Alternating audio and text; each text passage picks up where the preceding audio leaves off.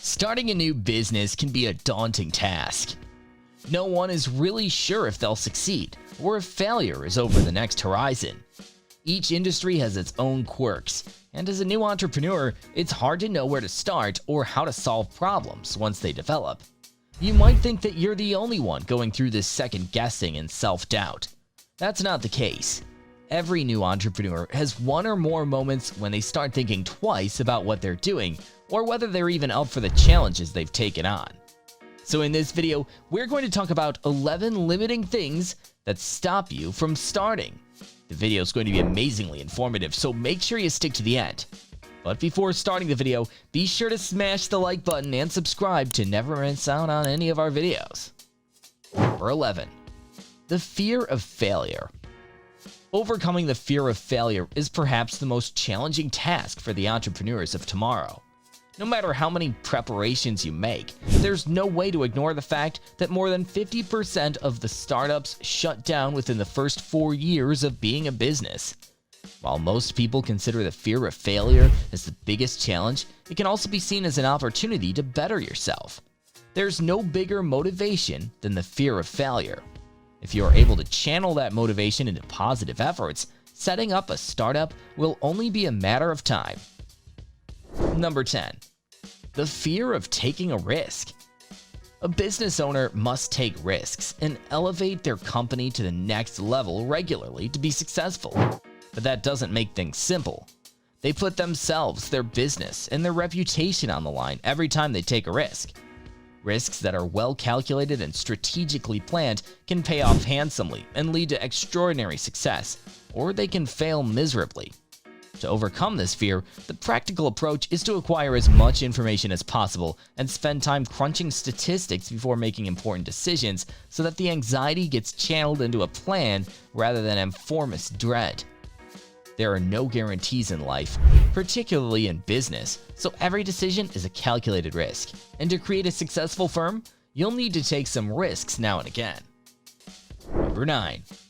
The fear of not knowing it all. The fear of not knowing it all is another challenge for those entrepreneurs who see excellence as a daily goal. While successful entrepreneurs have found a market niche where they outperform the competition, they aren't necessarily subject matter experts in all things. Often, the most successful entrepreneurs realize their strengths and know where they need help. Building a team of advisors can identify gaps in your business acumen, build confidence through constructive feedback, and find resources so you can focus on applying your strengths in the business. Number 8. Fear of not being good enough. Self-doubt and the feeling of inadequacy can be tough mountains to climb. Everyone has their flaws and shortcomings. However, for some people, this becomes a deeply rooted fear that they aren't good enough as entrepreneurs, or that their product or service isn't good enough to be competitive. They believe that no matter how hard they work, they'll never be adequate. This fear of not being good enough can be debilitating for such business owners. To move beyond this fear of inadequacy, focus on your unique strengths and skills instead of focusing on whether you'll be able to live up to your own expectations. Remember that when launching a new venture, you need a minimum viable product or MVP, and you too can be an MVP as an entrepreneur. And just like your product doesn't have to be perfect when it first launches, you don't have to make all the right decisions or be the perfect leader. Number 7. Not finding funding. Being a business owner would be a breeze if every person with an idea could waltz into a bank and receive a loan or attract an angel investor. Since this is not a dream world, entrepreneurs without investors must jumpstart their businesses anyway. Even if you don't have the necessary capital at first, you'll soon learn that a slow and steady process of building the business may be the best thing after all. Lola Semino, the creator of Chick Sticks, a high-end surfboard manufacturer in Oceanside, California, sold her first custom surfboard, took the profit and invested it back into her business, never relying on borrowing or investors. Number 6. It's not the right time. Maybe you haven't saved as much as you thought you should. Maybe your current career is fulfilling, but not quite what you want. The truth is, timing is an age-old excuse we use to get out of things that scare us. If we waited for the right time, we would be waiting forever. If you catch yourself using this phrase, stop and analyze what it is that truly scares you. If it's money, come up with a detailed plan to save enough to make you feel comfortable and stick to it. Number 5. What other people will think.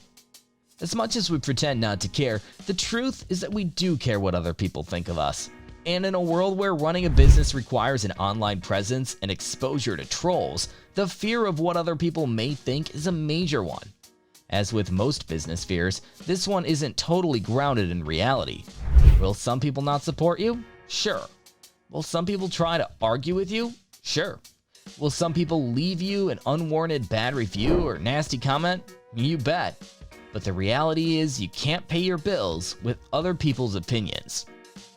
Number 4. Fear of letting people down. No one wants to let down those closest to them. You might feel that you won't be able to provide for your family, or you'll be an embarrassment to them if you fail. But as an entrepreneur, you have to carve your own path. Because if you don't pursue your goals and build a life you're passionate about, you'll ultimately be letting yourself down. The truth is that you can't please everyone. There will be certain family members who will not be as comfortable with or as supportive of your choice of becoming an entrepreneur as you'd like them to be. The most effective way to deal with this situation is to talk to them and reassure them. Make them aware of the challenges you're facing while making it clear that you're willing to work hard to turn your dreams into reality. Discuss with them any risks you're about to take and explain to them how you'll invest your time and energy into the success of your business. Number 3. Not attracting customers. It's terrifying to take the risk of offering your skills to the world, wondering if they'll be valued. Unless you start your business with an established audience of people ready to throw money at you, a stampede won't immediately swarm to knock your door down. If you approach your business with joy, consistently delivering what's promised, you'll undoubtedly experience a turn of the tide. In the meantime, work on your marketing plan feverishly, study to increase your level of expertise, and be kind to yourself because you've already made it further than most. Number 2. Success-related fear. The fear of success is on the other end of the spectrum. Some business owners may be concerned that their concept will grow too big for them to handle. Gay Hendricks effectively explains this in his book, The Big Leap, writing that we all experience challenges on our path to success and that sometimes success comes with a significant burden. Build a healthy relationship with success by trusting your ability to build your business and your ability to delegate. And remember that while it may appear that some firms have achieved sudden success, they may have been functioning under the radar for years, allowing their founders plenty of time to adjust to various degrees of success. Number 1. The fear of being overwhelmed. A common fear of a would-be entrepreneur is that having to do it all. When you start a business, you're responsible for sales, marketing, production, finance, and human resources. You may also be responsible for cleaning the office, answering the phones, and setting up the internet. Even if you have a partner or you hire staff, there's always the possibility you'll be working 60 or more hours a week, even after your business has become established. If this is your fear, consider setting a limit on the number of hours you'll work or the number of customers you'll take on before you bring in help. Let us know your opinion in the comments section below. This was all for today. Hope you liked the video. Do not forget to subscribe to our YouTube channel.